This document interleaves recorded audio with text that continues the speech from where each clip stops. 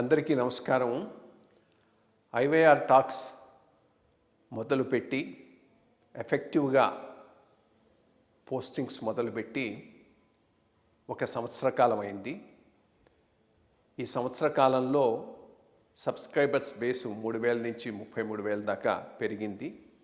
IYR టాక్స్ను ఆదరిస్తున్న మీ అందరికీ నా ధన్యవాదాలు.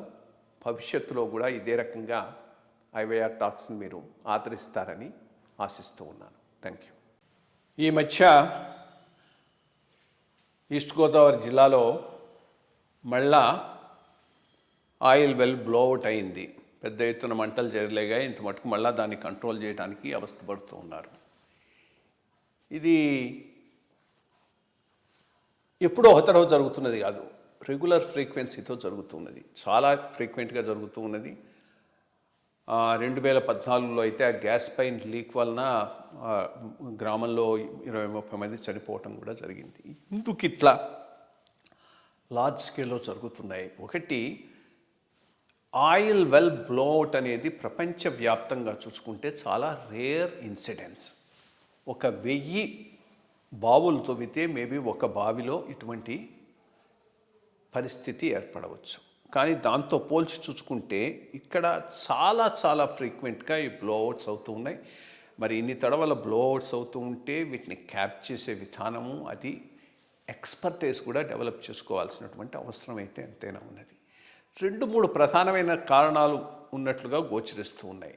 2 వీళ్ళ కంట్రోల్లోనే, 1 మాత్రం వీళ్ళ కంట్రోల్లో ఉన్నది.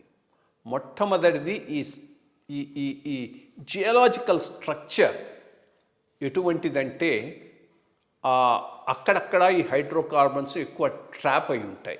ట్రాప్ అయి ఉండబట్టి అక్కడ సడన్గా ఏదైనా జరిగితే బ్లోఅప్ అయ్యేటటువంటి అవకాశం ఉన్నది. రెండోది, హైలీ డెన్స్లీ పాపులేటెడ్ ఏరియా. ఏదైనా ఒక చిన్నది జరిగినా కానీ ఎక్కువ మంది ఎఫెక్ట్ అయ్యేటటువంటి అవకాశం ఇక్కడ ఉన్నది. బట్ మోర్ ఇంపార్టెంట్లీ మూడోది, క్వాలిటీ మెటీరియల్ వాడకపోవటం, కరోషను, మెయింటెనెన్స్ సరిగ్గా లేకపోవటం, ఇవి హ్యూమన్ ఫెయిల్యూర్స్. ఇవి మిగిలిన చోట్ల ఉండవు. చాలా చాలా జాగ్రత్తలు చేసుకుంటూ ఉంటారు. ఈ మొత్తం ఓఎన్జీసీ, ఆయిల్లు, వీటికి సంబంధించిన కాంట్రాక్ట్లు, వీటిల్లో కమిషన్లు, దీంతో క్వాలిటీవి వాడకపోవటం, ప్రజల జీవితాలకు, ప్రాణాలకు విలువలేని దేశంగా భారతదేశం ప్రపంచం అంతటా ఒక నిదర్శన ఇస్తున్నది. ఇటువంటి పరిస్థితుల వలన ఒక ఆయిల్ పైప్ లైను లీక్ అయ్యి జనాలు చచ్చిపోయినారంటే మరి ఎవడు దానికి బాధ్యుడు? వాళ్ళ మీద యాక్షన్ తీసుకోవటం, మళ్ళీ అది జరగకుండా చూసుకోవటం తప్పకుండా ఉండాలి కదా. అటువంటివి ఏమీ లేదు. ఇప్పుడు బ్లోఅవుట్ అయింది, క్యాప్ చేస్తున్నారు, ఏవి ప్రాబ్లం ఇంకో తడవ రాకుండా జరగటం. బట్ మొత్తం మీద ఇది ఒక బ్రాడ్గా, ఓవరాల్గా మన అడ్మినిస్ట్రేషను, గవర్నెన్స్లో ఉన్నటువంటి వీక్నెస్, కరప్షన్కు ఇది ఒక ఎగ్జాంపుల్గా మిగిలిపోతున్నది. Thank you.